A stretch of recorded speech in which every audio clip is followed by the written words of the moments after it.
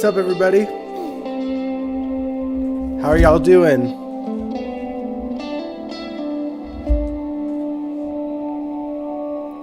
Hope you are all doing well. There we go. It's a little bit better.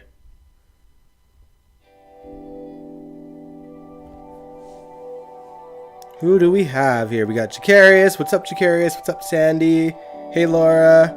Hey, Nathan. Hey, Shadow. Good to see everybody.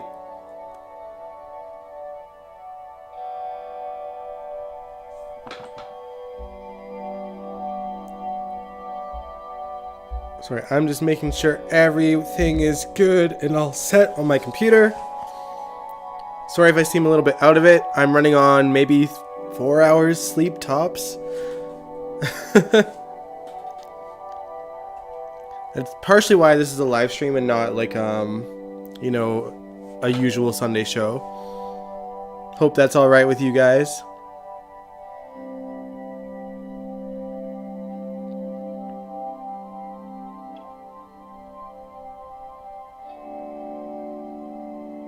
But how are we all doing today?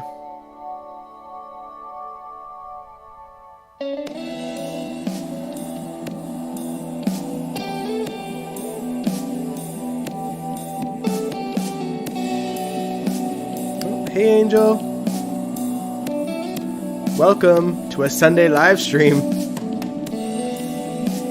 I keep saying I won't continue to do them, but here I am. Here I am. It's all good, though. Saves me from, you know, hours of editing and work, but I just couldn't do a normal show today. Been a crazy weekend.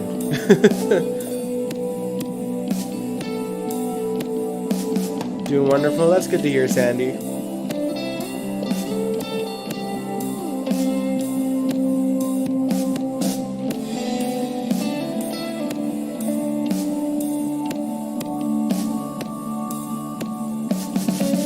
Oh man, there's still severe weather in Kansas City. We had a pretty big storm today, and it's supposed to rain like for the next like 10 days here, so we'll see how that goes. I just know that mowing the lawn is gonna be a pain once the rain subsides.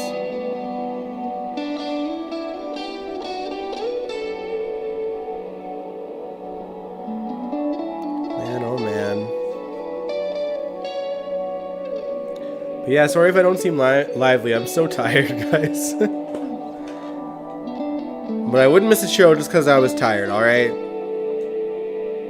Beyond my tiredness, I've got no allergies happening today. No cough anymore.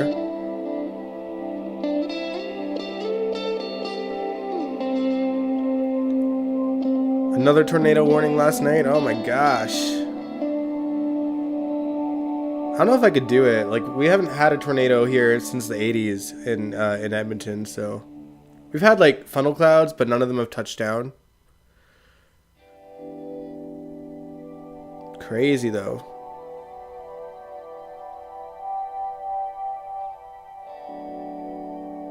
Man, I picked really chill music for this one today, guys. It's very tranquil. Hopefully it doesn't put me to sleep. If I fall asleep on stream, just find a way to wake me up, guys.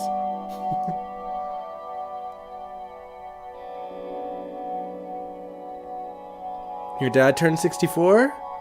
Well, happy belated to your dad.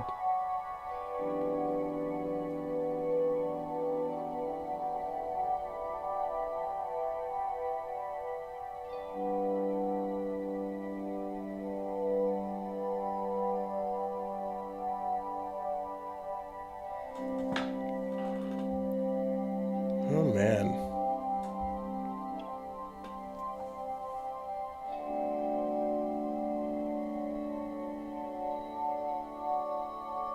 But it's good to see all of you here on a Sunday. Obviously, we're going to talk about some of the stuff that we probably touch base on Wednesday.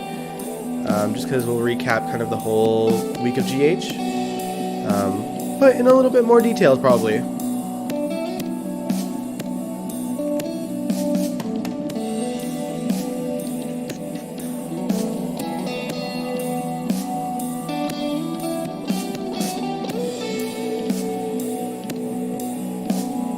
So, should we jump right into it, or do you guys want to hear what my weekend has been like before we dive into GH? There's been some fun stories this weekend. I think collectively over the last like 3 or 4 days, I haven't had much sleep really, but I had things to do, guys. It is Pride Month, and there were a couple of Pride events happening. Both today and yesterday. Yesterday I was out until 5 in the morning, and then had to go to like a drag queen brunch. Yeah, DG, you weren't even here. Like, you can ask everyone that was watching the stream that's here today. Like, I kept on mentioning, like, if DG shows up, we're gonna watch his reaction. Did you go to Pride? I did go to Pride events. The main like festival for Pride isn't until the end of the month. But there was a it's kind of a drag show, but also a international DJ that went to the gay bar here on Saturday night. So I went with my bestie Amber, and yeah, we just had a really good time. And then I met these cool dudes on the dance floor, and they lived right next to the bar. So, after party. Oh, trust me, Angel, I am not a night owl. Not these days, but I tried my best.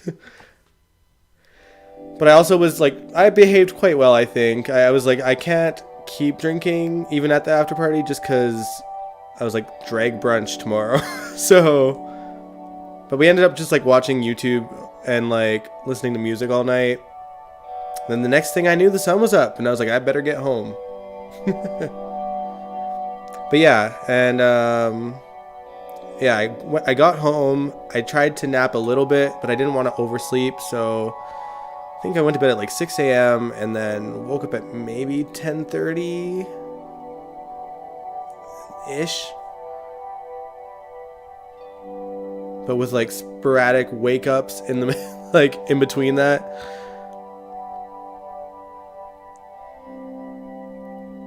Oh, Leopardus, you turned 65 on June 9th. Happy belated to you as well.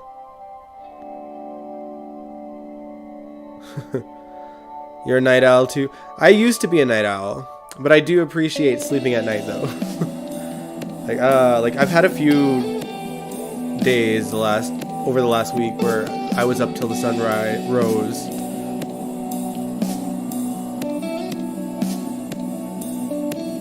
But it's all good. It's all good. I'll get to catch up on my sleep a little bit.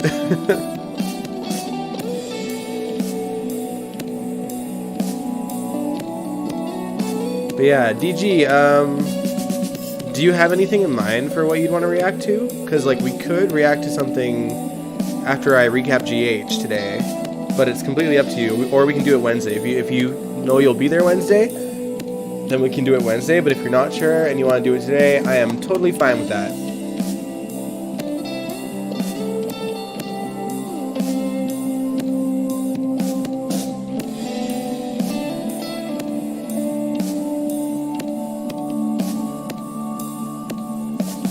But yeah, the Drag Brunch was great. They had, I think, 3 or 4 performers, and we got to have, like, you know, our margaritas and you know, just watch them do their thing.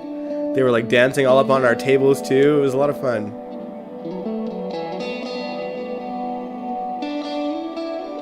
In your youth, you liked working the night shift? I don't know. I couldn't do it.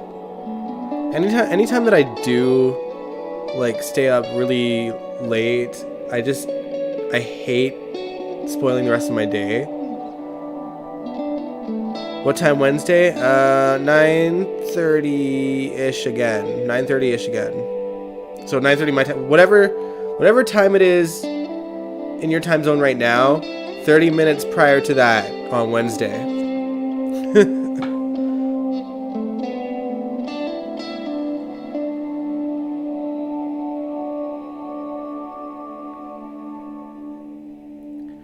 But yeah, let me know. And then, but in the meantime, are you guys ready for me to recap the show and for you to give your opinions on it?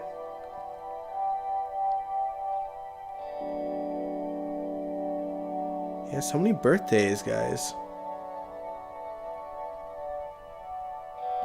Oh, suffering from insomnia. Oh, that's brutal. Time zone shoutouts. 11 where you are, Jacarius. 10 here.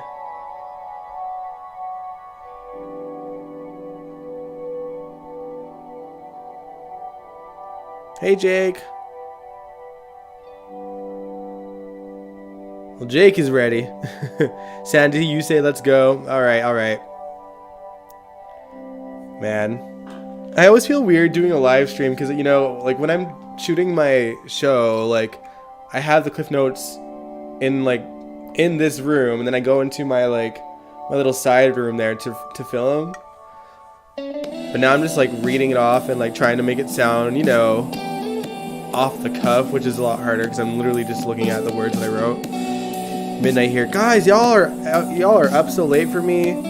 I'm here like, it's only 10, but it's like 11 to midnight where you guys are. All right. Well, then I won't waste more time. Let's get into the show. I guess I'll try to start it like I usually do on like the normal shows by saying, what's up, everybody? Welcome to General Hospital Envy, my GH after show. Let's get into it. We'll talk about Marshall first because we might as well get that out of the way. We talked a bit about it on Wednesday, but you know, we'll recap that a little bit quickly. But yeah, Marshall, at long last, we finally learned what Marshall's biggest secret was. The answer is schizophrenia. He was diagnosed for it shortly after he was arrested at that protest like 40 years ago. And at the time, he feared for his family's safety and thought it would be best to let his kids believe he was dead because of all the uncertainties surrounding schizophrenia back then. He says the reason why he reappeared now is because he saw that Curtis opened up the Savoy, and he saw that as a sign to try and get his family back. He also claimed that his medication has been controlled, or it has controlled his diagnosis. I can't talk. Sorry, guys. He also said that the medication always worked. He never fell off or anything. He didn't have any bad reactions. So I don't know. If that is truly the whole truth, it just seems a bit extreme to hide from your family for 40 years. If your medication has been working the whole time, you know what I mean? What do you guys think? Let's see. Oh, only 9 where you are, Jake? DG, you said you only watched Ryan, Esme, and Laura and Liz. You fast forward the rest. Midnight in New York City. So you're 2 hours behind me. It's midnight there. Dang. Y'all stay up late for me like this. I won't make this too long then, because y'all, it's Monday tomorrow.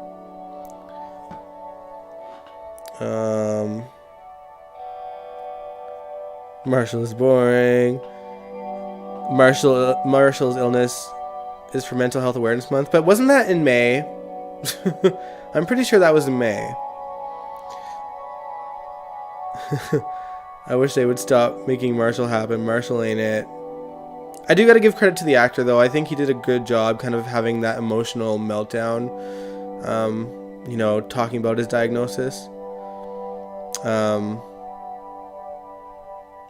But yeah, in terms, oh yeah, to touch base on that, Sandy, because you said, I hope they don't give Trina mental illness. I'm worried about that because later in the week, Curtis told Portia about Marshall's diagnosis, and while she acted really supportive of him, there was a genetic, you know, there is a bit of genetics that could come into play with schizophrenia. And of course, we know that Trina is Curtis's daughter, so she's terrified. She called to see a specialist herself. But I have a question, guys, because I think I mentioned this on Wednesday too, but correct me if I'm wrong, and maybe I just imagined it, but let me know, please, I beg. Did I imagine Jordan confronting Portia on the truth about Trina's father? Did I imagine that? Seriously, did I imagine it? Because what happened? What happened? If it happened, then where did it go? What happened between Jordan and Portia?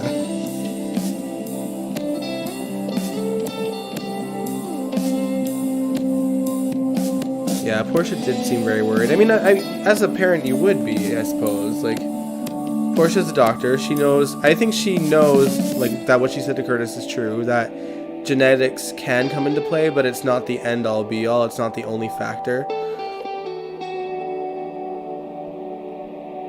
How can a school find you guilty of a crime before the law considers you guilty? Yeah, we'll talk about that in a second. That's actually the next in my notes here. But yeah. But no, guys, seriously, did I imagine that? Did that happen? Do you guys remember? Like, okay, Angel, you said Jordan did confront Portia about Trina's father. Did we see that whole confrontation though, or just the fact that she mentioned it? Did we see anything after that? Because she did go to Portia and say, you know, what you said to me when we were fighting for our lives about the truth about Trina's dad.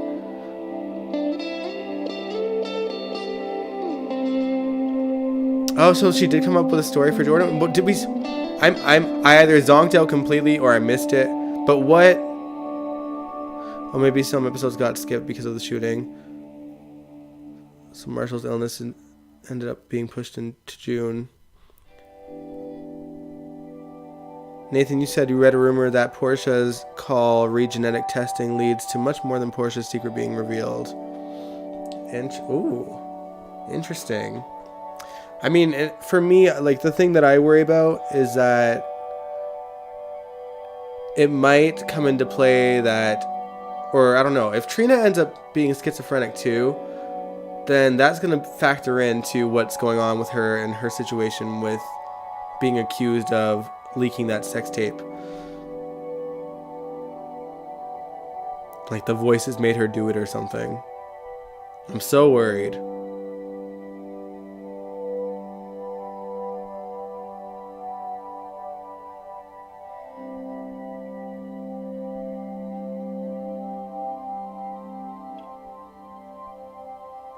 Yeah, now Portia's going to check on Trina's genetic markers. Yeah, they got delayed, but I just don't remember what story did Portia make up to Jordan? Because maybe I missed it. I don't know.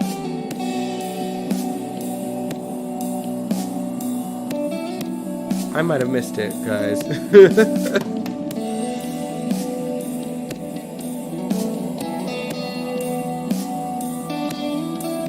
Trina gets schizophrenia and goes nuts. That'll be an interesting story. I just need that to at least wait until this trial is over.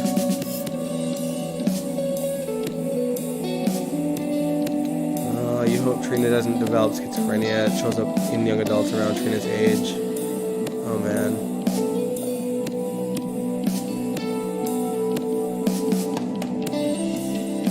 And she'd be just as crazy as Esme. Well, not necessarily. Esme has an excuse. I mean, not Esme. Trina has an excuse. But Esme is just deranged. Oh, she said she was talking about Taggart. Okay. Alright, as long as...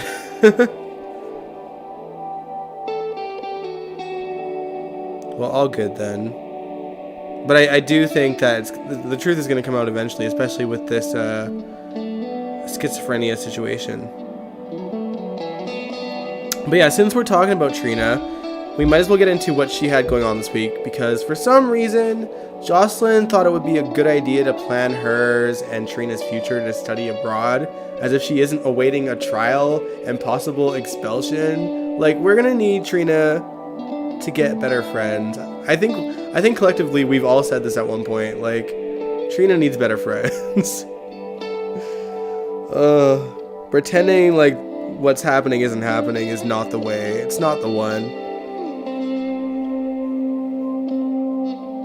And yes, exactly, Angel Blue. Just because you have schizophrenia doesn't make you psychotic like Esme. But yeah. Soon after, Trina and Joss get a notification from the Dean of PCU saying that Trina has violated the Title IX requirements and there will be a meeting with the Dean.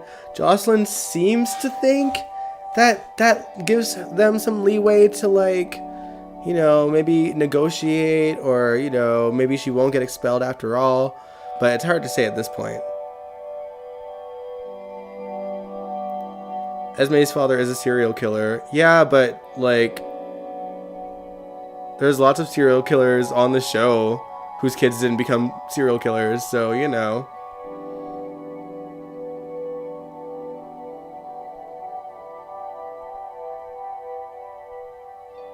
And we don't really know, like, the gist of, like, how long Esme really knew about Ryan Chamberlain, like, how long they knew about each other. Like, was it always, like, this long mystery? How did she find out? Esme just clearly has some daddy issues. Nathan, you said you read a rumor a couple months back that if Trina does go to jail or whatever happens, she may get stabbed and leading to a blood transfusion, where the reveal of Trina's bio dad is revealed. I mean, obviously something big is going to happen for when the writers are ready to have that reveal play out on screen. I hope that's not what happens, but I mean, it's got to come out somehow. Leopardess, you think Ryan isn't Esme's dad? Interesting. Who do you think it is then? I know some people think that Felicia is Esme's mom, but I don't think so. If you go off your meds, Lord knows what can happen. And this is also a soap opera. I wouldn't rely on these writers to depict the illness realistically. Yeah, that's kind of the slippery slope with soap operas. I mean, I think had this been the 90s, it would have been a bit more. It would have been told a bit more realistically, because they did tackle some really hard-hitting stories in the 90s. You know, with AIDS and the heart transplant, and like they really did a good job at educating the audience with it.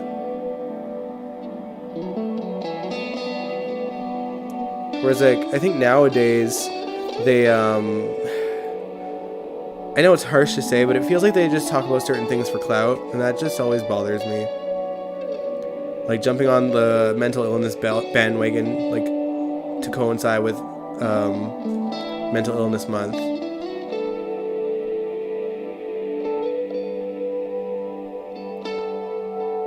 Welcome back, Jacarius. Sandy, you said Curtis is going to flip out when he finds out he is the father. Yeah, because once again, a woman that he cares about lied to his face about something important. I mean, we've all known that, like, the minute that truth comes out, it's over between Portia and Curtis.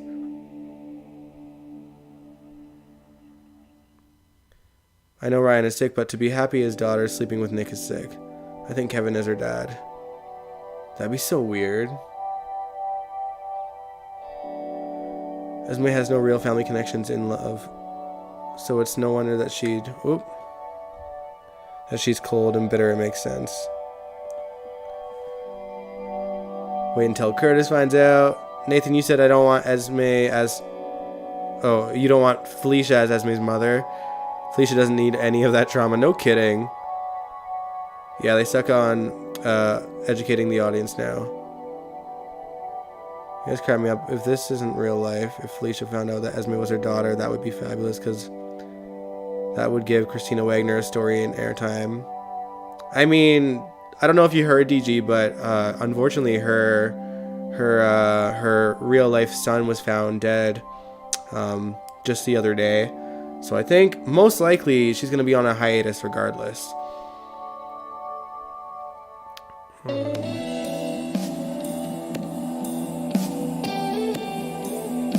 But yeah, I think I've liked seeing Felicia this much, but I just don't think it's in the cards for us. Ryan likes doing things to Kevin. I don't think the audience learned any seriousness of spina bifida. Yeah, it's like once the baby was born, it was just dropped completely. It's like they get started on it and then they just drop it, because they've done that with everything. Like Anna had cancer, they dropped that. Bobby had, like, I think Bobby became diabetic, right? And they didn't mention that again. Alexis had that sort of bone issue in her hand. They didn't really mention that again either.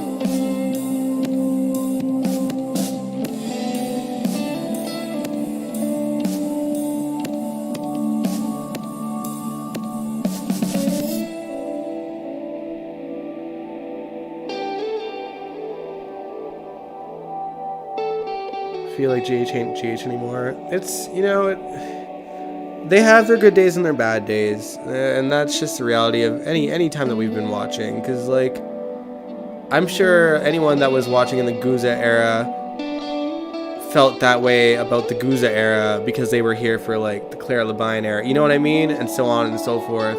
People in the 90s maybe thought, well, GH isn't GH anymore because Gloria Monty, you know, made GH really larger than life and told these crazy stories that were always action-packed. So it's hard to say.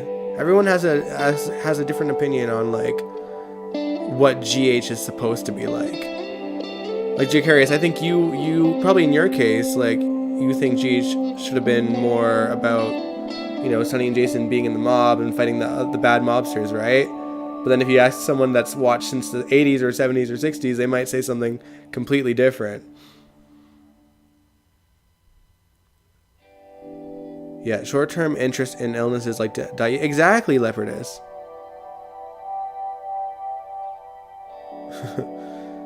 You don't think Sonny Corinthos had any realistic storyline since this character was created? The writing was fine until Ron showed up. See, that's true.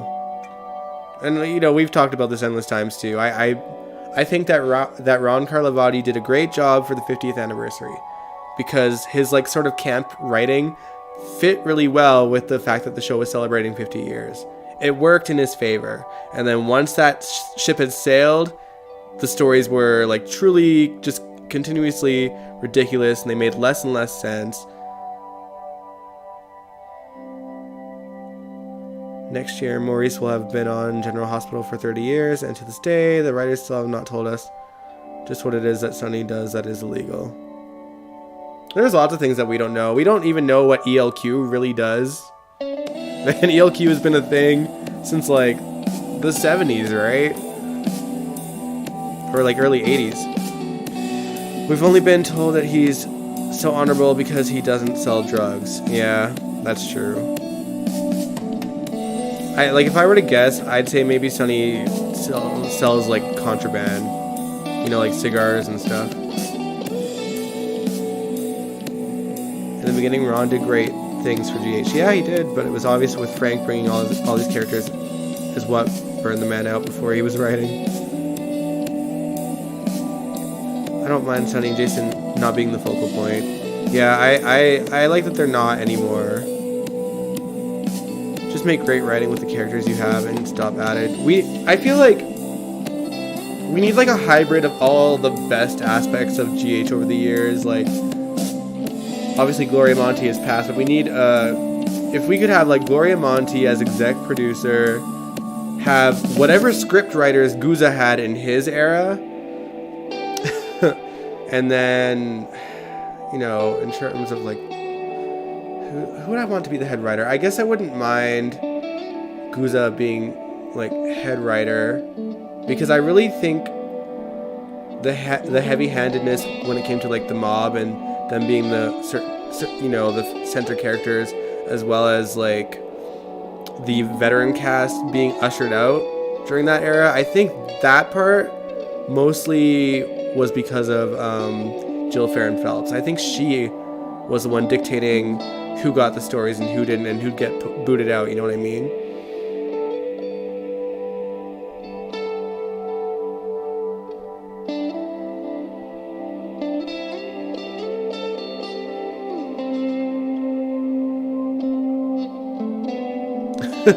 ELQ sells faulty condoms. Yeah, they sure do. Yeah, I heard that she and Jack Wagner's son is dead, but he was found dead. Yeah, I would imagine she's gonna take some time off, and that's not something that you just like take a few weeks off and come back. That's like losing your kid.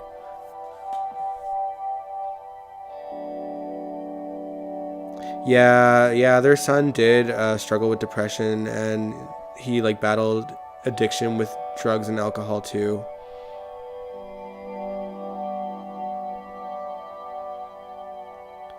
I never knew Jill Farron Phelps did all these dirty stuff.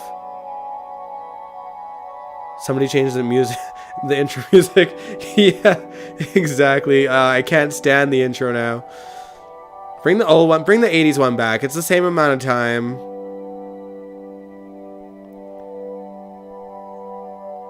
Leopardus, you said you like the hospital storylines because it can involve a lot of the cast. And yeah, and that's the thing, like, when we got the Night Shift spinoff, like, they proved that, like, hospital storylines could be really interesting on the show. But it's sad that we had to have a spin-off of General Hospital to actually focus on the hospital. Like, that made no sense to me.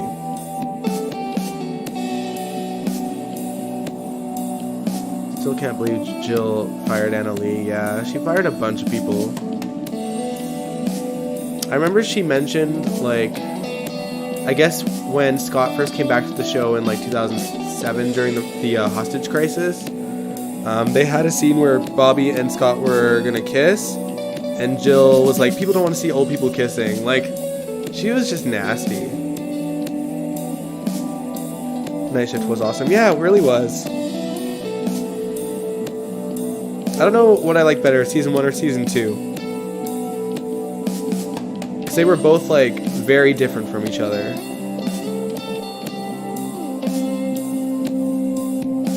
Like, Night Shift season 2 was, like, the first glimpse that we had of the current hospital set that we have today.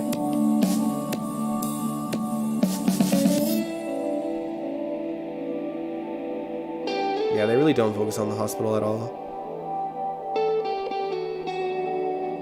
I'm looking forward to that 15,000th episode, though. I think it's coming up pretty quickly here. And it'll center around Laura, apparently, so we'll see how that one goes. Okay, but back to it. We got way off topic here, guys. We were talking about Trina, and how she was going to have a meeting with the dean, and Jocelyn was hopeful.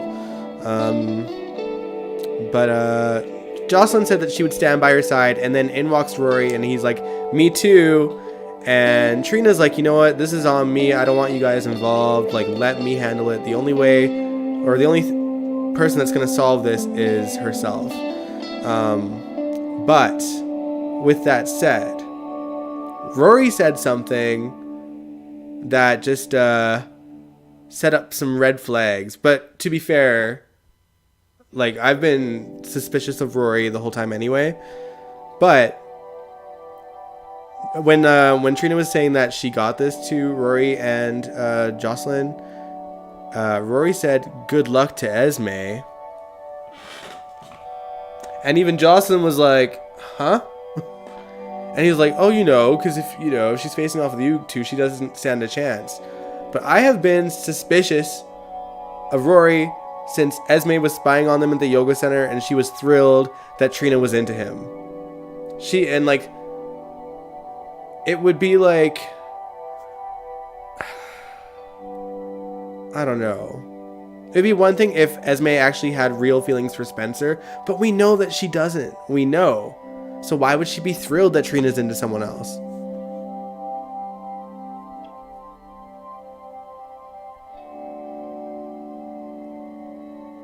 Laura deserves her own storyline. You miss SoapNet. Yeah, SoapNet was great. You're not feeling the new Trina, Jacarius? I actually really like her. I think she's doing a great job. Like, Sydney chose to leave, and of course I'd prefer Sydney to it, but I think, they hired the right person to replace her, because she was, in second place to get the role of Trina originally. They literally can't do better than that.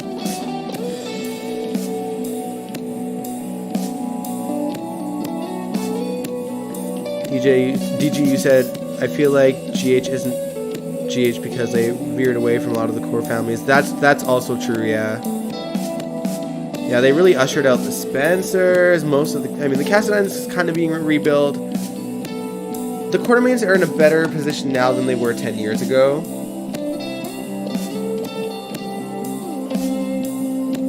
So I'm trying to catch up to all the messages. Isn't it illegal for Rory to help Trina? I just think Rory meant to, give her some support, just that he's there for them, or for her.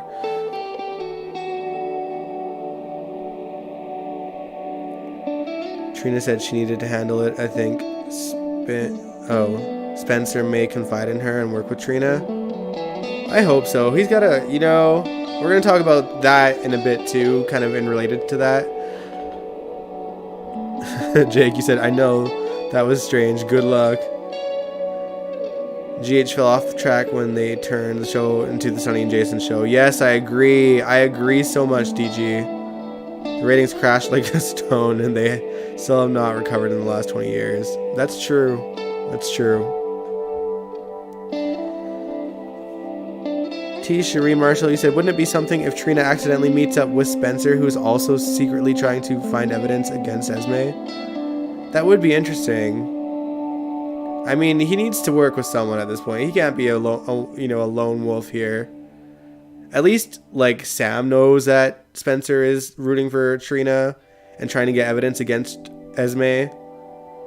But they obviously can't work close together. GH's ratings today are the lowest in their 59-year history, and that includes the year that they came on the air, 1963. Lower than even then. It's tricky to think about ratings too, because times have changed so much, and GH is never gonna pull the same numbers as it did when the show had an actual budget. You know what I mean? And back in the 60s, they were just excited that a new show was on. Leopardus, I have not trusted Rory since day one. He is working for Esme. Oh, hell yeah. That is my thought too. The second I seen Esme looking pleased at Rory or Trina being into Rory, I was like, this ain't right.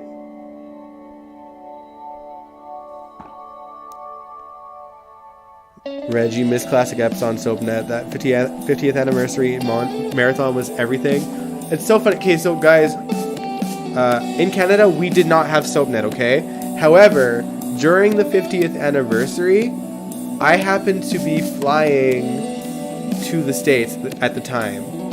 And so in the airplane, SoapNet was on, and it was like all the episodes, like all these classic episodes.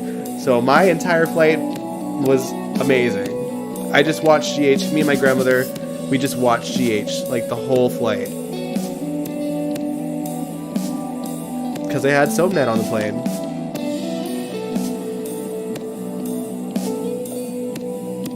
Ron's writing is camping over the top, and he doesn't think anything is too unrealistic. Yeah, that was my biggest problem with Ron. It worked in the 50th anniversary favor, for sure. Once that was over, it wrecked the show.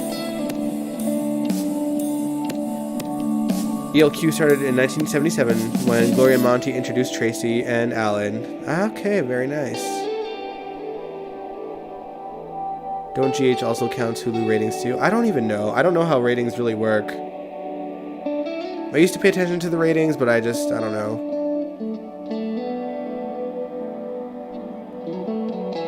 Now Joss is Team Rory. He is not what he seems. Hell no, he's not what he seems. But low-key kind of relieved that Rory is probably, working with Esme. We also need writers like Claire Labine who could do adventure stories, but could also do down-to-earth, real drama like Stone and Robin's Aids and Monica's Bride. Yeah, exactly. Yeah, because there was some good, I did mention, there was a lot of emotional storytelling in the 90s, but there was some action-packed stuff as well. I mean, when Luke and Laura came back, and they had, the showdown in Mexico or in Puerto Rico with Sonny and Brenda and Frank Smith and Luke. Ratings were going down in the spring of 2021.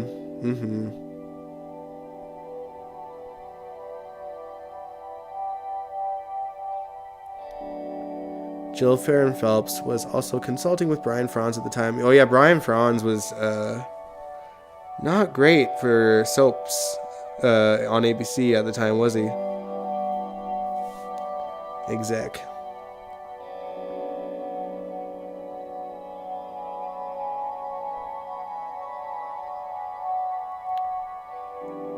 You read spoilers that Esme's going to try and flirt with Rory, and Rory will either reject her or manipulate her due to his full devotion to Trina. Well, we'll see if that plays out. I really don't read too many spoilers because I like to be surprised a little bit. The only time I look at spoilers if it's acting or actors coming back.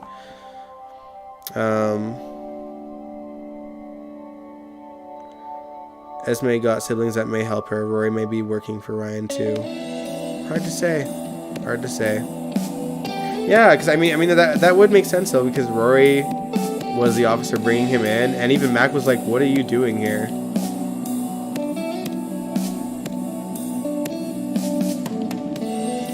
So we'll see.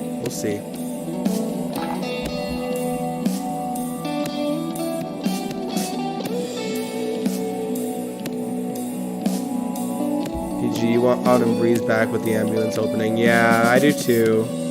It's perfect. It's a short intro like they need so that they can have all their commercials. They don't have to put a slideshow of random actors' faces that may or may not be in the episode. Title card, ambulance, perfect. That's all that needs to be done. Ron had such a sick obsession with putting characters like Sonny Jason and yes, not GH related, Ryan Lavery out in full force. Angel, you said, I just don't trust Rory. He's acting out of pocket for a police officer. Yeah, I don't trust him. Esme into Nick.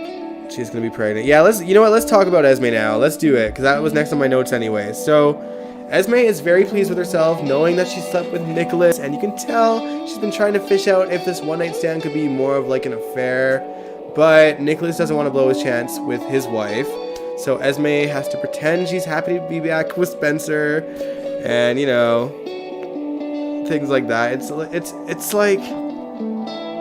I think, I don't know. Here's my thing. Esme, I mean, Nicholas is stupid for ever going there, but I think Esme is kind of her ego might do her in, because she really thinks that Nicholas would continue an affair with her, and I really don't think that he would, especially now.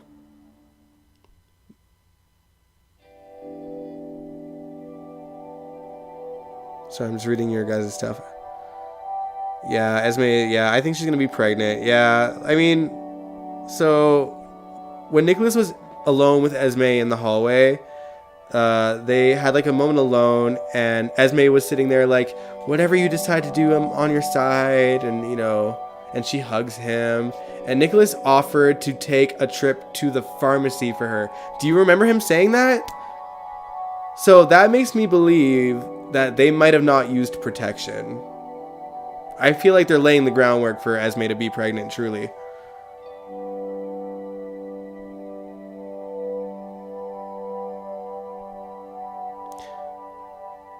T-shirt, you're asking, do you honestly believe Spencer and Trina will be endgame? Most fans still do, despite that things aren't going to be so great between them. I mean, it's hard to say. Like, I think they'll definitely try them out. Whether they stick around is another story. Because I feel like no couple seems to be safe on General Hospital. Like, maybe Mac and Felicia and Molly and TJ.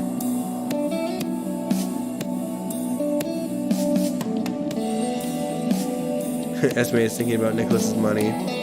Yeah.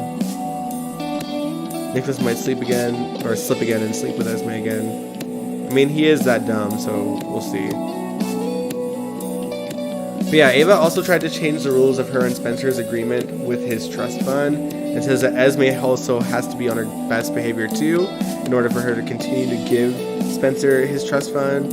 And Esme just looked like glared at Ava and was like, I'm not your puppet, Ava. Like, oof. Oof.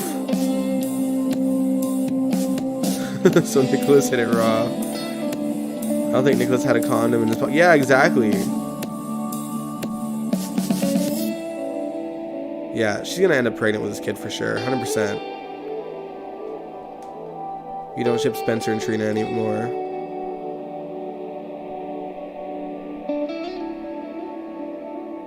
Yeah, Esme didn't go to the pharmacy. Yeah, exactly.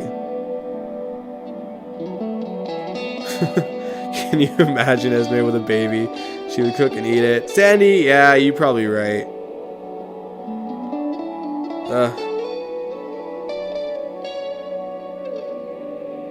But yeah, in regards to Spencer, Ava is pretty smart. She kind of picked up on the fact that Spencer seems to be pulling for Trina, and she was trying to get it out of him. Like, whose side are you really on? And of course, he tried to dodge the question, and when he seemed like he might answer it, that's when Nicholas walked back into the main room.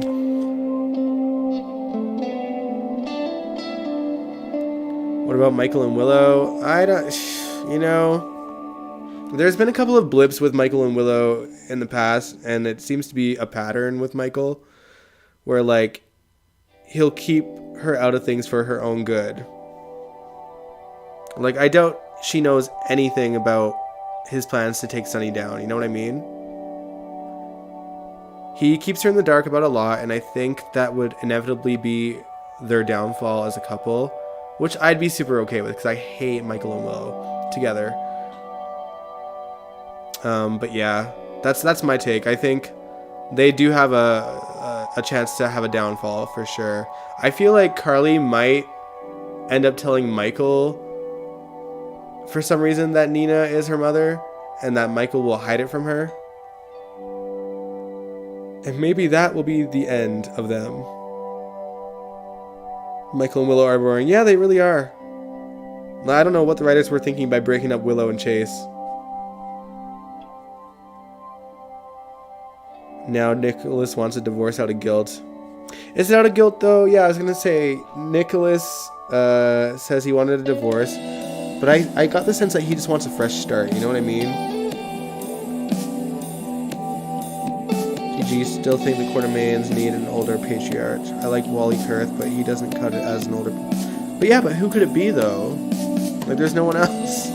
He is the oldest in the family at this point. That we know of, anyway.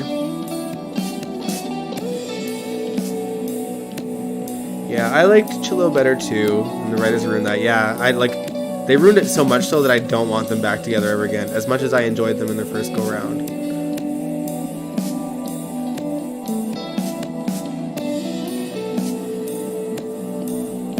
They're gonna have a baby together this summer. Oh god. I'm so over baby storylines.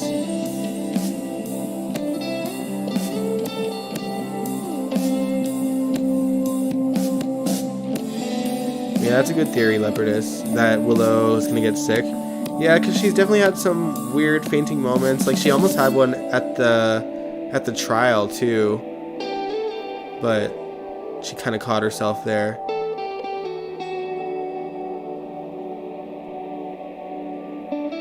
I like Chase and BLQ, not with Willow. No, I like Chase with BLQ too. Like I'm a total diehard for them already. But I'm saying, like, even if they didn't become a thing, like, I wouldn't want Chase back with Willow because it was ruined that much.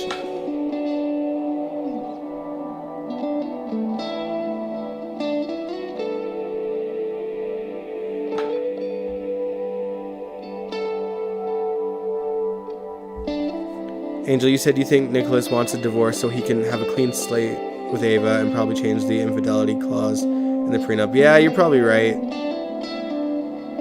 Spencer is no match for Esme. She's going to end up seducing him again, and then when she gets pregnant by Nicholas, she can play them both against each other. Yeah, I wouldn't doubt that. Like, we were kind of touching base on it on Wednesday, and I was like, this story's going to go one of two ways. Like, either she's going to end up pregnant, and this is how Spencer and Ava are going to figure out that they slept together, because they've been reaming it in our heads that Spencer and Esme have not had sex in a long time, and they always mention that, which is why I feel like it could happen. But it would also make sense that Spencer, to keep Esme happy, will take one for the team and have sex with her, and then she'll be able to pass off that baby as Spencer's kid.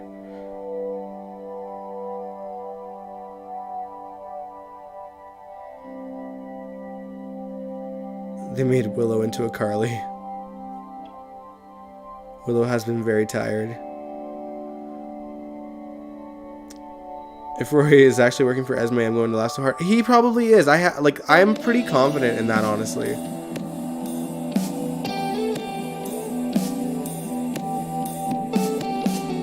He said, I hope Michael and Willow don't have a child. I hope no one has a child on the show for years to come. I mean, I think it's inevitable that Esme will, but it just feels like we have a baby storyline or two baby storylines every single year, and I'm over it. I'm over it. And then we never see the kids anyway. Spencer was under the influence of Esme until he acknowledged that she's trying to destroy Trina's life. Yeah, that's true. You're right.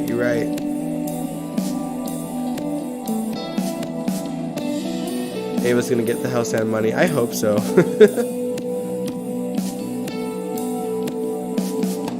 Ava Jerome, the queen of Spoon Island. Willow is nowhere close to being Carly, not at all. Yeah, Carly would get ratchet and not give a shit, you know what I mean?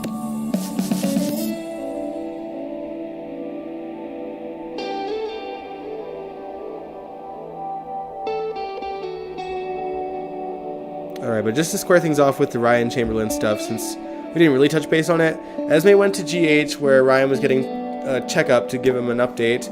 He was stoked to learn that she slept with Nicholas, but super angry to learn that Ava has yet to learn about their one-night stand, and he squeezes her hand really tight, and Esme is claiming to play the long game. I think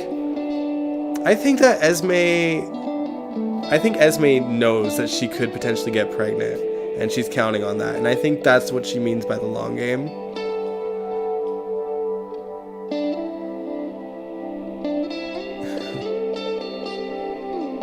Is Bailey in the attic? Yeah, probably. Along with Spencer. Willow's just either whiny with no backbone, or she gets a backbone every once in a blue moon. Carly's in your face all day, every day. Yeah, that's true. That's true. Ava, go ahead and collect that bag, girl. Where is Kevin? Kevin's around, I guess. I don't know. He was kind of there for Liz. A little bit.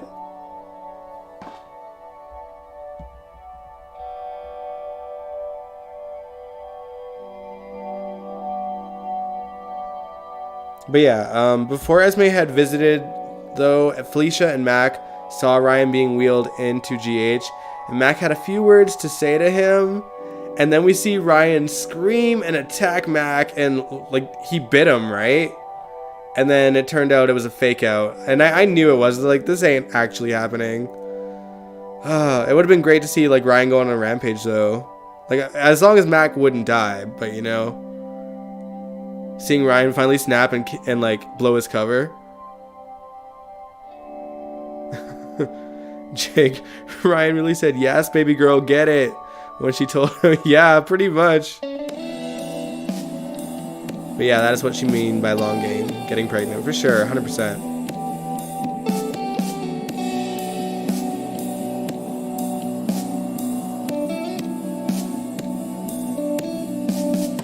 Willow's just whiny. Yeah.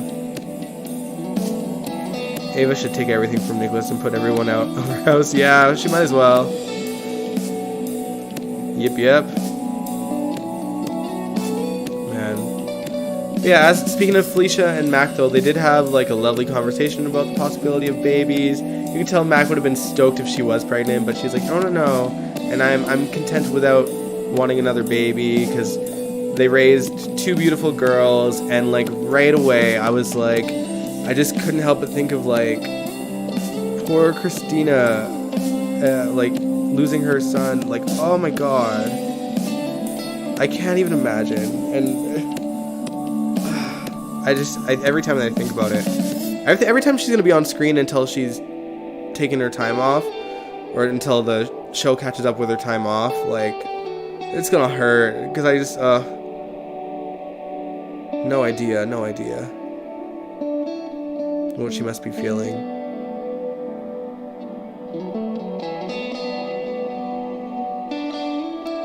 Nicholas is just plain dumb and hasn't been the same since Emily died. Yeah, that's true. He was also a victim of Ron Carlivati's writing too. He just became an instant villain out of nowhere. Typos too, I'm not wearing my glasses. It's okay, Lebertus. I'm sure Victor Cass and I would be boiling mad when Ava takes the family mansion and the family's estate from Nicholas and Spencer. Either that, or he'll just like jump into bed with her. Make her his queen. Because I feel like they kind of like flirt with the idea of it a little bit. They don't need no baby. Nope. You still feel like Dex could be Mac's son? He does have a slight resemblance to him, I guess. But let's actually talk about like Dex.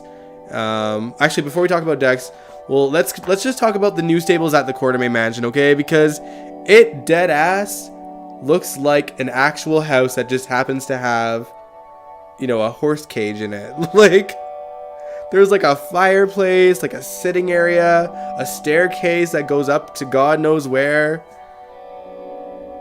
But yeah, long story short, Ned got Leo a horse, and Valentine took the opportunity to give him some gifts, as you know, like to butter him up. Really, let's be real. It's Valentine. He did that strictly to like try and sway Ned to be on his side and vote for him to continue to be CEO of ELQ. But yeah, he gave Leo Charlotte's hand-me-downs, basically, because now she's in boarding school, even in the summer. But yeah, also when it comes to you know, Ned and ELQ and Michael and Drew, obviously Ned's salty because he thinks he deserves the CEO position, and there's some ego coming to play in there. Michael tries to negotiate and asks Ned to give a counteroffer. Ned wants basically for him and Drew and Michael to share the power equally. And Michael didn't seem too receptive, and he didn't think that Drew would be either. And I don't get that, because I feel like that's a pretty fair offer. Like, obviously, if y'all are all, like, CEOs, then Drew can handle the media portion, and Michael and Ned can look after ELQ. It seems like a perfectly reasonable offer to me. And I was kind of annoyed that Michael didn't, like, consider it more. But yeah, like, if this keeps up, Ned's totally gonna vote for Valentine. But yeah, Michael worked my last nerve this week, because I'm thinking, apart from the fact that, like, I've not liked Michael since 2009, like, mainly it's because this week we learned what he's been up to when it comes to Sonny and his plan to take him down. He got rid of Sonny's man on the docks by firing him. He didn't kill him, because it's Michael. He's not, you know, he's not that guy. But Ms. Wu was not too pleased about that, because Sonny made him her sort of go-to guy, and now he's gone. And then also, there's something else that we learned this week, is that Dex is working for Michael. I'm so mad about it, guys. I don't know about y'all, but, like, that just instantly turned me off of the character. I was like, are you joking? Like, low-key, wouldn't mind if, like, he double crosses Michael because he likes Sonny. Like, you know, kind of like how Dante kind of softened up to Sonny. But also, like, if Dex wants to betray them both, I wouldn't be mad about it either. Both Michael and Sonny are really unlikable right now.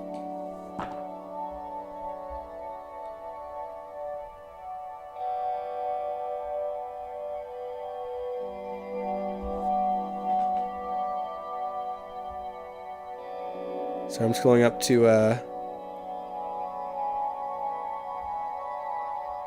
missed so many comments here. Let's see.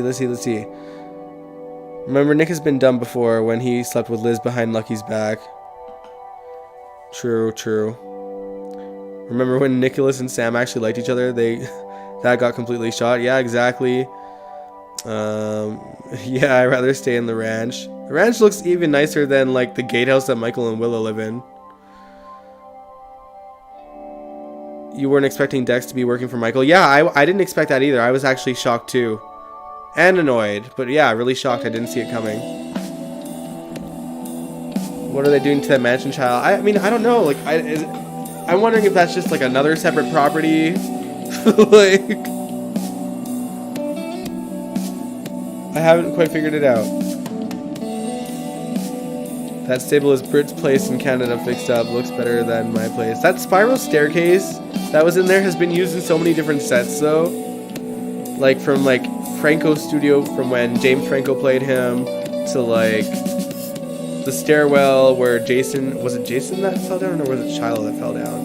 Shiloh. I think Shiloh fell down that spiral staircase. And that spiral staircase is also used in the gym. So, they just move that thing around everywhere. DG, you said this is... Oh, hold on. I missed one. I guess Ned gave Leo a horse because kids with autism like horses. Supposedly. DG, you said this is a soap opera, no one uses protection. They do, though. We know that they use condoms because, you know, Lulu and Dylan used a condom and she got pregnant anyway. Because they were faulty ones from ELQ. And we also saw that, like, Chase found a condom wrapper in Michael's bed. And that's how he figured out that Michael and Willow were sleeping together. So they used protection. Dex working for Michael was a total shock. Yep. Michael didn't even talk to Drew. Yeah, not yet. Can someone explain to me how Ava got in control of Spencer's trust fund? Nicholas arranged that. Nicholas arranged it. Dex may be a Scorpio. Mac. Dex maybe. Mac and Felicia Kid. I don't know. Felicia did forget she had a child, though. Even Sam's kids got horses. Yep. Perks of being in the Quartermain family.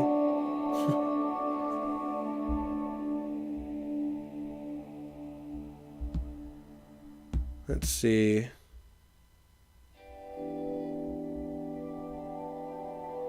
Those faulty condoms, child. Yeah, I'm sure, you know, there was a boom in babies back in, what was that, 2006?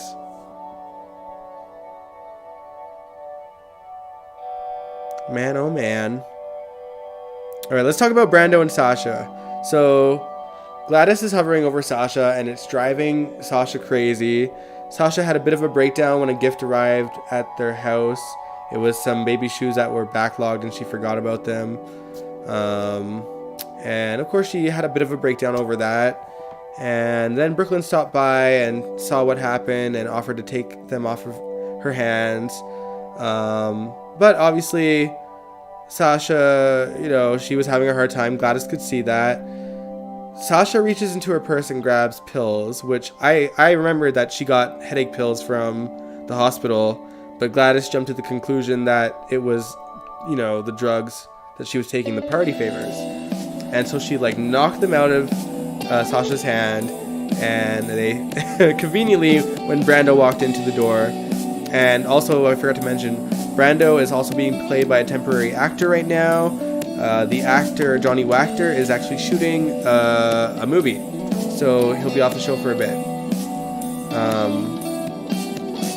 But yeah, like he obviously, I mean, the two of them, Sasha and Gladys, kind of spun a story that like, oh, I thought that she was having a hard time and might be back on drugs, but it's not the case. And I think Brando kind of bought it, but then he was also like, were you on drugs though? And we'll see if she's actually honest to him, because I feel like she might as well be, because she's not on it anymore. I actually truly believe that she really got a wake-up call when she hit Harmony, and how things could have played out if she was on drugs at the time. Brando is her husband. Your husband should know that you fumbled on your sobriety. Yeah, and especially considering like how much he helped her when she was addicted, and the fact that he's been there before in his life as well. Like, they could easily help each other, for sure.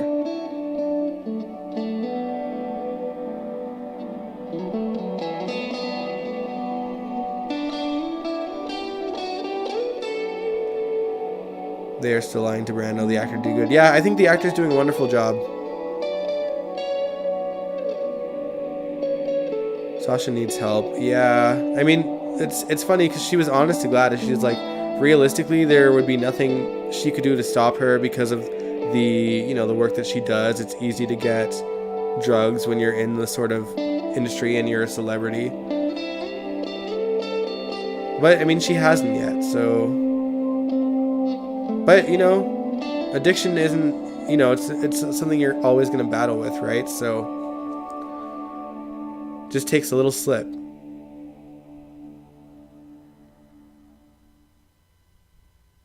But yeah, in terms of like Brando and Sasha, whatever the outcome of their conversation, I think they'll get through it, honestly. I'm still like, you know, it's just another hump in the road that's gonna, you know, bring them closer together, I think, inevitably.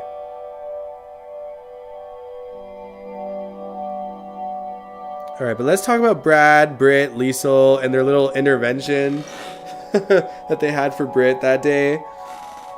Oh man, Liesl and Britt, or, you know, Kathleen and Kelly, they play off each other so well. It's just fun to watch them on screen together. But Brad, you did your best friend dirty by making her go viral and like sending a meme to your influencer friend who made it go viral. Bad friend vibes, Brad.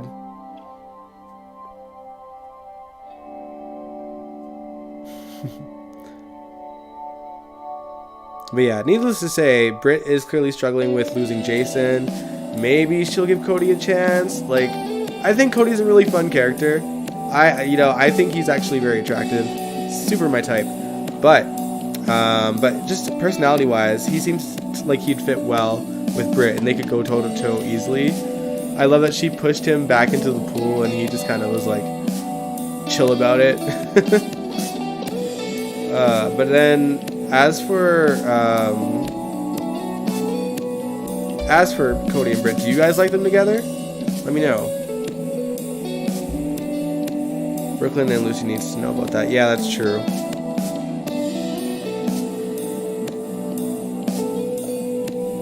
Curious, you don't like Cody? I like Cody.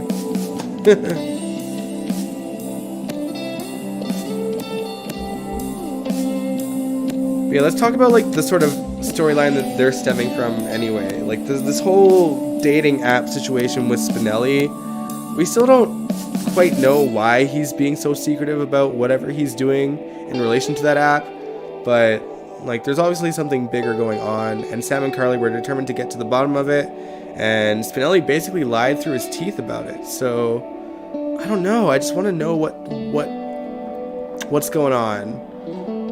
And now there's like other people involved in the story. There was this guy that was like really angry at Spinelli and, you know, almost fought with him at the Metrocourt restaurant.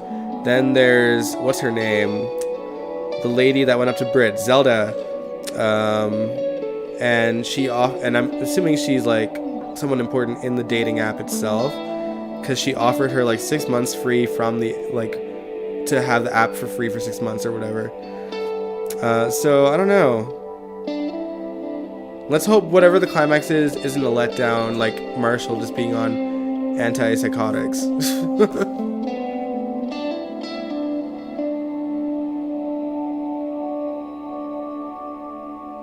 Maybe a different actor for Cody. I don't know if... I guess he's been on another soap, right? But I have no knowledge of him in other soaps, because I really didn't watch the other soaps.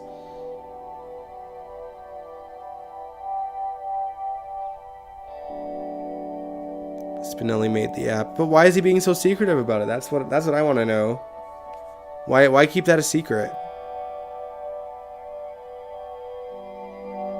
Angel said, I don't know why Spinelli won't tell anyone. He is part of this dating app. It's nothing illegal like he has done in the past. Yeah, exactly. I feel like Frank still has this obsession with One Life to Live. He keeps bringing his One Life to Live pets on GH. I had to say something about it. So was Cody, or was the actor that played Cody like a big character on One Life then?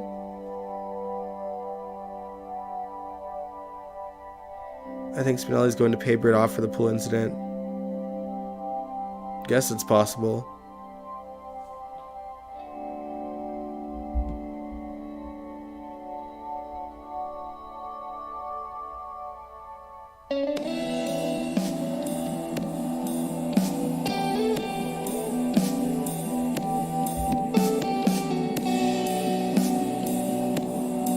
Angel, you said, do you think Spinelli's going to pay off Britt for the pool incident? He might. He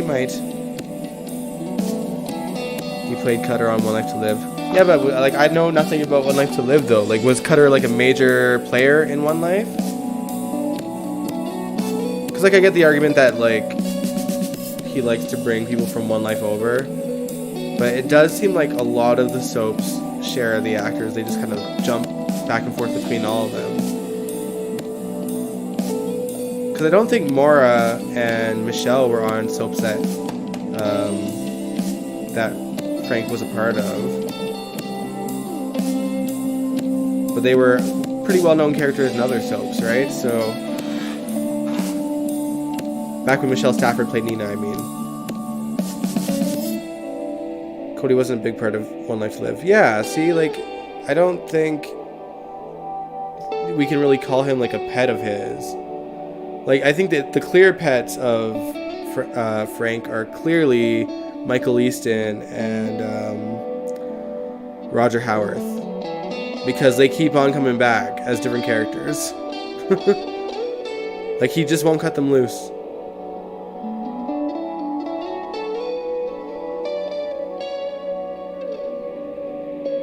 I saw Stephen Bradford YouTube show they interviewed Kelly. Yeah, I saw that too. I think we might figure out more about what Spinelli is doing in July. That's the vibe I got from Bradford.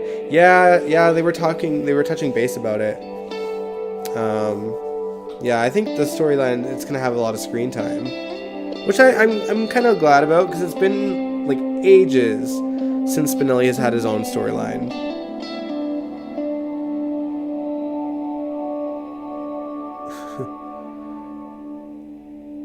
Elusive poet, you said, I only remember him because he had a bunch of shirtless scenes. I mean, if he got it, flaunt it, right?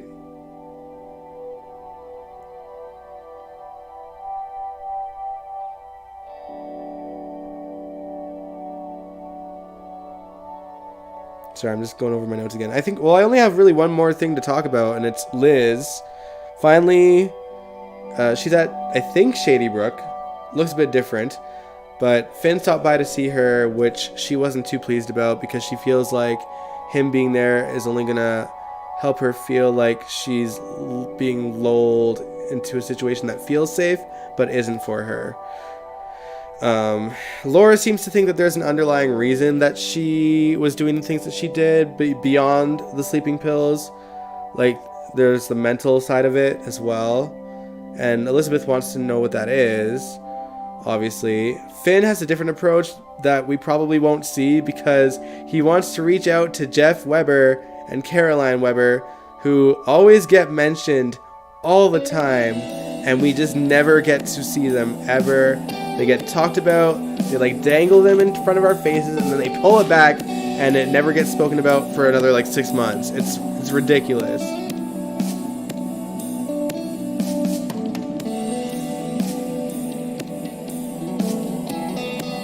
Cody does need to hit the gym with Sonny and Jason and Brando next. How an actor gets nominated for a daytime Emmy sounds exhausting. Listening to Kelly's interview. Yeah. Well, they like Stephen Bradford have actually talked about it multiple times on their shows on like how the daytime Emmy works. So yeah, it's one hell of a process.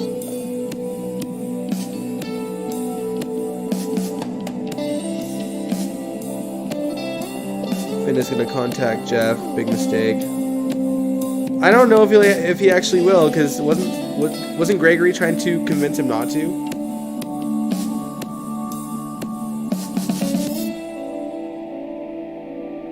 Yeah, I don't know why Finn thinks it's a good idea to contact Liz's parents. Liz's parents haven't been there for Liz in over 20 years. Why start now?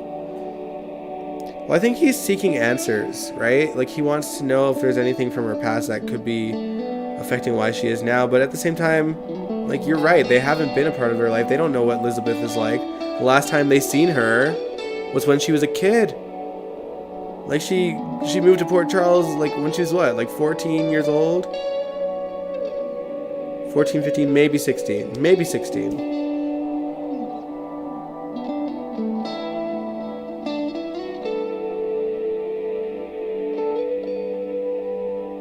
But yeah. I mean, Elizabeth has been through so much and they've not been there for any of it. Between getting raped as a teenager, she's gone through many breakups, marriages, and divorces without them there. Finn is better off contacting Liz's sister, Sarah. Yeah, exactly. He might as well. Like, Sarah's a better option than Jeff at this point. Cody doesn't have a six-pack. He's still a hottie, though. You don't need a six-pack to be a hottie.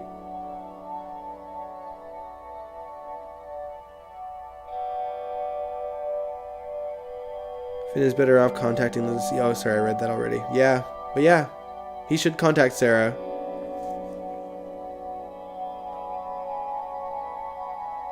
But yeah, that's all I had in my notes, guys. Also, Cameron, Finn, Gregory, and Violet are going on a camping trip that I don't think we'll see.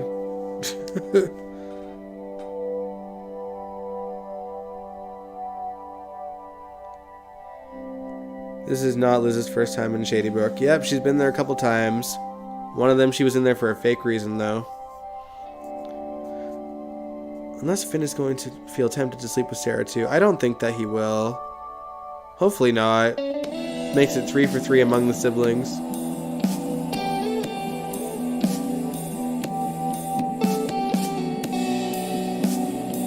Maybe Cody needs to shave. I don't know. I don't mind. I don't mind a beard. I like me a good beard.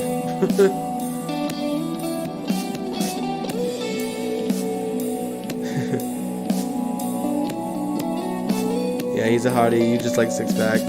That's fair. Up until a few years ago, I was thinking Rick Weber was his father. Let me do my history. Yeah, no. Not at all.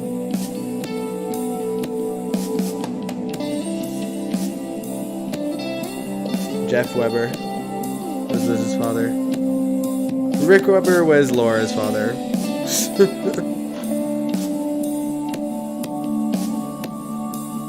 Either way, I just feel so weird. Like when I think about like Elizabeth being with like Lucky, whose mother is a Weber, and then like Rick Weber. You know what I mean? Like that weird connection. And then also like Franco and Elizabeth share a brother. Like with Steve. Are beards itchy to kiss? I don't think so. But also I have a beard myself, so maybe if I'm kissing a dude with a beard, it's like the same. I don't feel it. I enjoy it.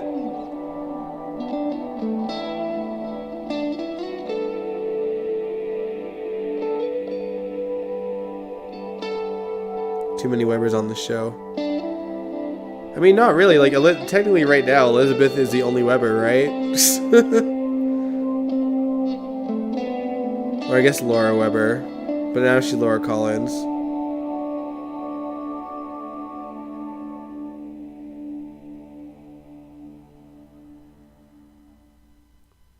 But yeah, going back, I think it was DG mentioning, like, a lot of the OG families on GH are so squandered, and the Webers are one of them.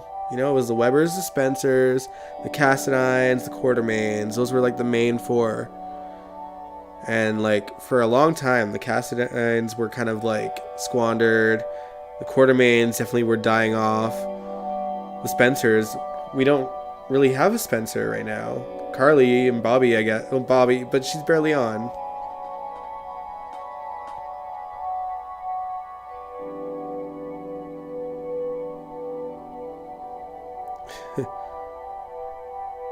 You loved your husband's beard. He shaved it because he has a lot of gray. I definitely have some grays coming in on my beard too, but I don't know. I don't mind it. It's not shaved very well right now. Sorry guys. But you know, I got some gray happening. Just is what it is. But yeah, that's all I have for my notes, guys. But if you guys want to chime in and talk about GH, anything related, for like another few minutes, you're welcome to ask away or rant away, whatever you guys want to do.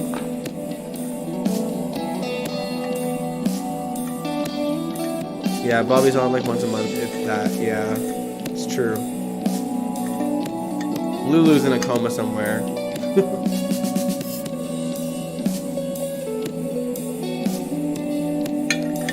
Laura's stepdaughter to Rick Weber. Yeah, I know, but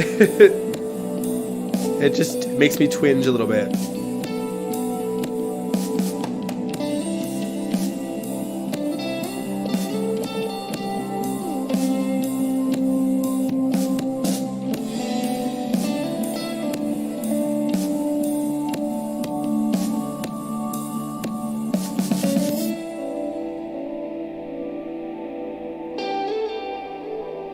Yeah, no blood relation between Rick and Laura.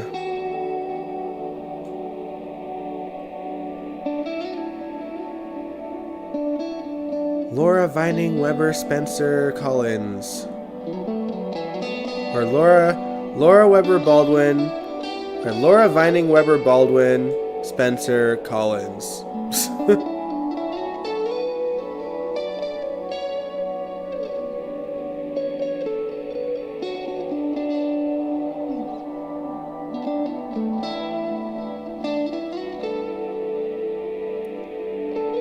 Lulu's gonna break up Sante. I can't wait. I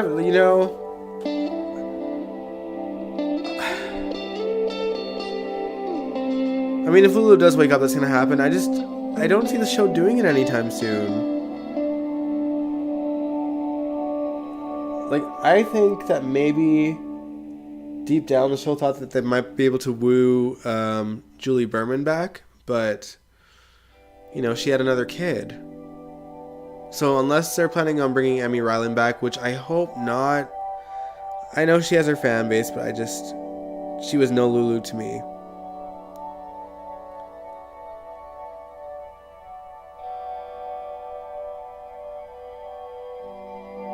Bobby's more fierce than that daughter of hers. Love that for her. Yeah, Bobby's feisty.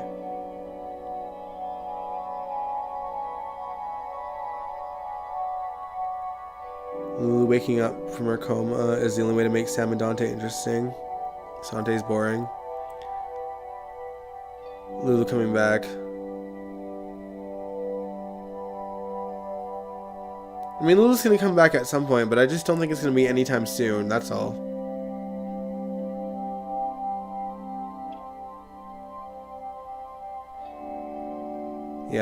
Yeah, Julie and Emmy are for sure not coming back. That being said, they could always just recast her with a new actress, but they need to cast correctly. Someone that could play being Luke and Laura's daughter as well as Julie did, because Julie, through probably just, I don't know, I don't think she studied Laura or Luke much when she first stepped into the role, but she really captured both parents quite well in terms of her mannerisms and how she spoke and what her like sort of personality was like. She was very much Luke and Laura's daughter, and then Emmy just didn't scream Luke or Laura to me. And also Julie looked like Jeannie as well, so that helped her too. Yeah, I thought it was super weird too that they brought Dante back only to get rid of Lulu. Yeah, that was so bizarre to me.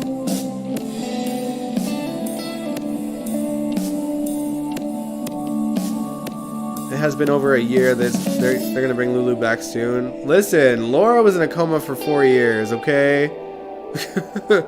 And then she like came out of it and then went back into it for like another year.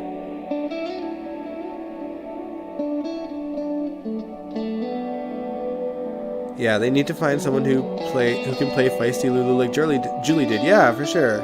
Julie's Lulu had some spunk, especially when she went off on Maxie on her last scene. Yeah. Emmy just has the blonde hair. Exactly. There's no sense of Luke or Laura out of Emmy at all.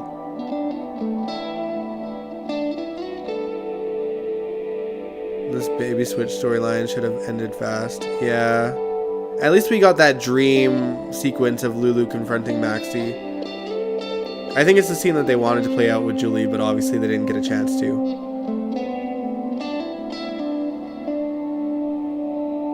And Julie and Kirsten worked well off of each other now. I know that Kirsten and Emmy are like besties in real life, but you know, I liked her sort of repertoire with Julie.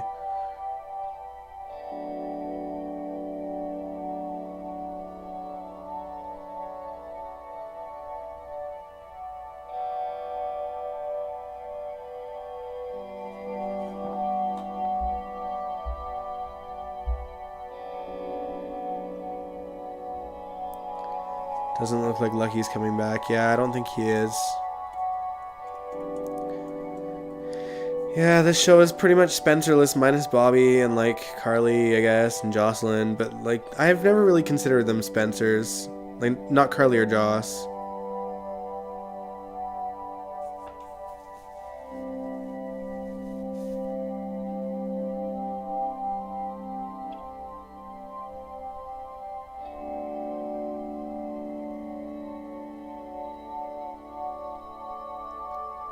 You hated Maxie around the time. I remember saying that Maxie that she should not be a mother. Yeah, it's interesting. You know, Maxie was still kind of like her bubbly self back when she was carrying Lulu's child.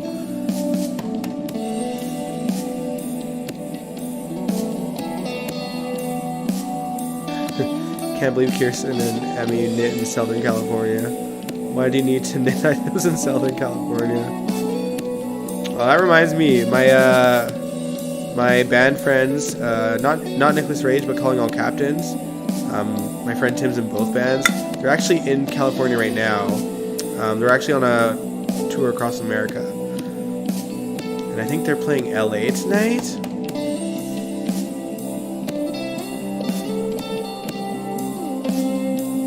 It is hard to replace Genie. That is why they never tried. Same with Luke character. Yeah, but if there's not really much story for Lulu, like beyond like splitting Dante, like causing like a rift between Sam and Dante, what else is there for Lulu? Like even her own kids in boarding school now. So, you know.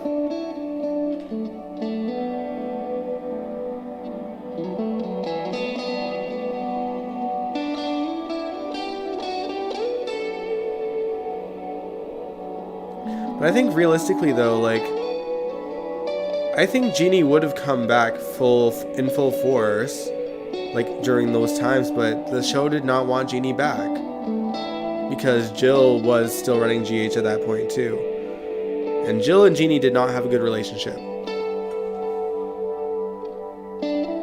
Like Jill was willing to bring her back for the 25th anniversary of the Luke and Laura wedding, and to have a story with her daughter in 2008, but just as like a special guest.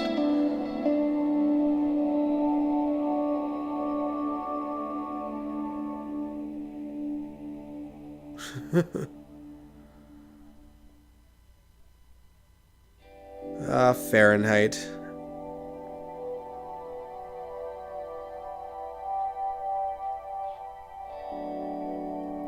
Rocco in boarding school? No, Charlotte's in boarding school. But like Rocco is never seen, so I forgot about him.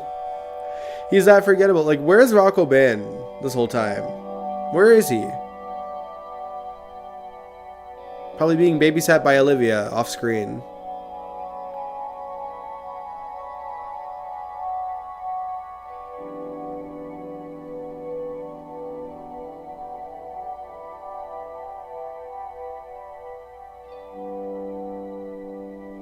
Yeah, Genie wanted to do more than be a damsel in distress, and the writers didn't do that, so Laura kept on going into a coma. Yep. I think there was a lot of different factors, like, coming into play when it came to Genie, unfortunately. Between her bad relationship with Jill Farron Phelps, Tony really not wanting to do Luke and Laura anymore, and the writers...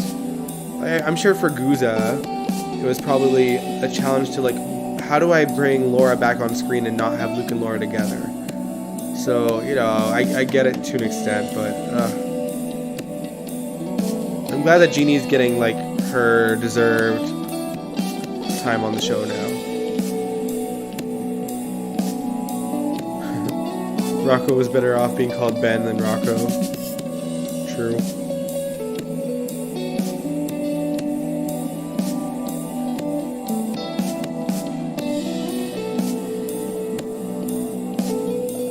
Yeah, Rocco seems like the name of a kid that would have, like, you know, like, kind of like rock alternative parents, you know what I mean?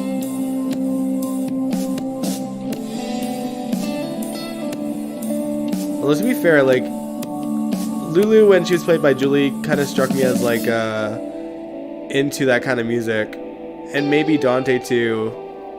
Just the way they vibed.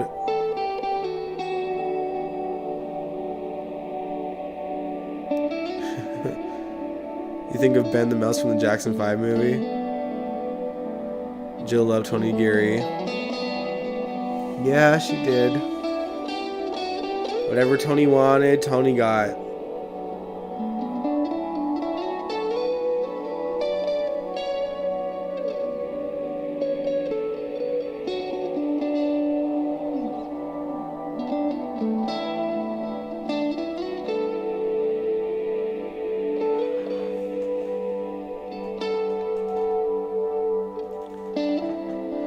Josh Kelly was on One Life to Live. He's the one who's playing Cody. He's just another one of Frank Valentini's pet actors.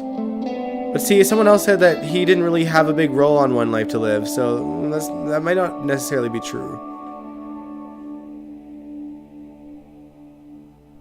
Oh yeah, can't believe they unalived Luke off screen. when the actor is still alive. Yeah. I mean, Tony has expressed, that he doesn't really want to ever return to the show. But, yeah. It seemed like such a horrible way to kill off the character of Luke.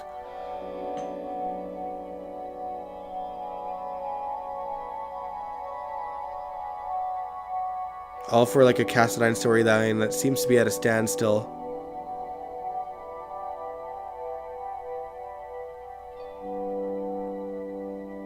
But anyway, I should wrap this up, guys. I'm getting tired. I mean, I've been tired, but I should get some sleep. But before I go, DG, do you have a clip in mind? Like, we'll watch it Wednesday, but just so I can know what you want to watch, so I can set it up early next week.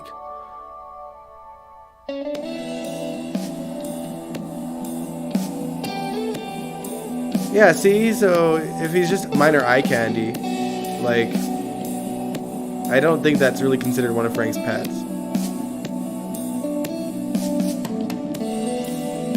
Because Frank's not in charge of like the casting, really. Like, for all we know, Josh could have just auditioned for this character because he wanted to audition.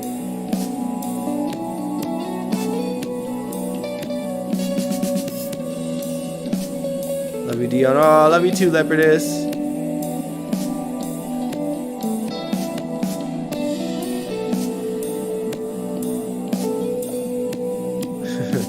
Typing on your laptop. Very nice.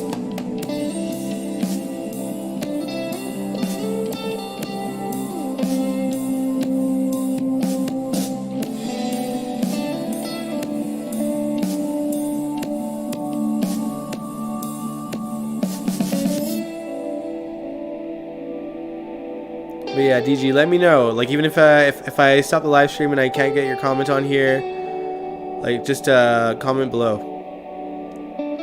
But yeah, I'm gonna end this here, guys. I'm so tired. Thanks for joining me, though. I'm sorry if I seem like half alive than what I usually am. But if you liked the video anyway, give it a big old thumbs up.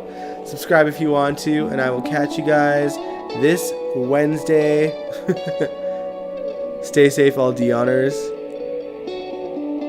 Have you just dubbed everyone Dioners?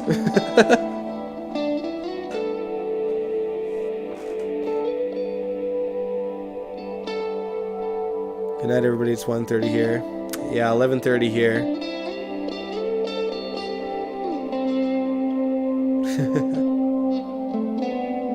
Good night. Yeah, good night, everyone. It's nice chatting with everybody. Have a great week. See you guys Wednesday. And have a good night. Peace out.